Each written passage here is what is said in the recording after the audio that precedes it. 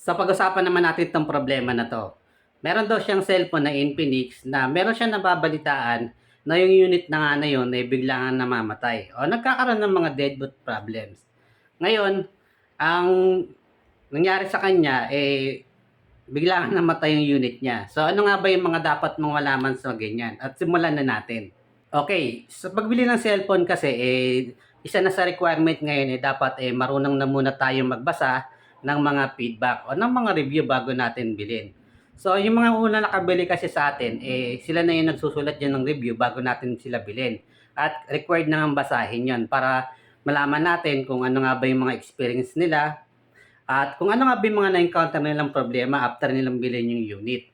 Ngayon, pag may nakita kang nagsulat na itong unit na to, meron tong biglang namamatay, o biglang nade-deadboot, o biglang ayaw na lang gumana, red flag nga po yun. No? So, huwag kayong bibili ng ganong unit. Dahil yung mga nakaranas ng ganyang problema, sinishare nga nila yung naging saloobin nila o experience nila dun sa unit para nga yung mga susunod na gustong bumili ng ganong unit, hindi na mabiktima pa. Ngayon, ang sabi niya nga do'n sa post niya o do'n sa tanong niya, ang nangyari nga do'n po sa cellphone niya, nagkaroon ng naglalag tapos biglang bumagal, tapos kalaunan bigla nang nalang namatay at ayaw nang mabuhay. So, lagi nating tatandaan na yung gano'ng mga senaryo o yung gano'ng palatandaan, ano na yan, parang early sign na yan na puwede nang mamatay yung unit kalaunan. Dahil sa mga ibang cellphone din katulad ng Redmi nung nagkaroon nga sila ng mga deadboot, ganyan din yung palatandaan nila, nag-hang, naglalag, minsan biglang nag-auto crash yung mga apps, ito yung biglang namamatay na lang, biglang nagre-restart, at kalaunan nga biglang na-deadboot yung unit nila. So yun yung dapat mong tandaan.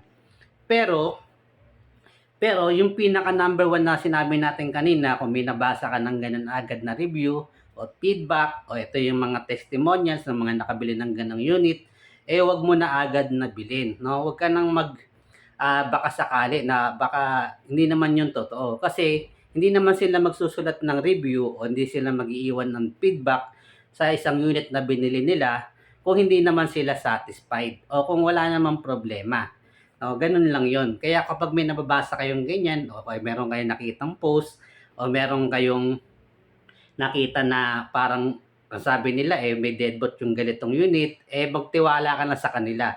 Dahil hindi naman sila magko-comment kung hindi nila na-experience. At ugaliin yung mag-review. Tumingin muna kayo sa mga social media, sa FB, sa YouTube, no, sa TikTok, no, sa Reddit, no. Tumingin-tingin muna kayo ng review ng mga ganong unit bago nyo bilhin. At napaka-importante nga nun para nga hindi masira yung mga cellphone nyo at the same time hindi kayo magastusan para mapupunta lang sa wala.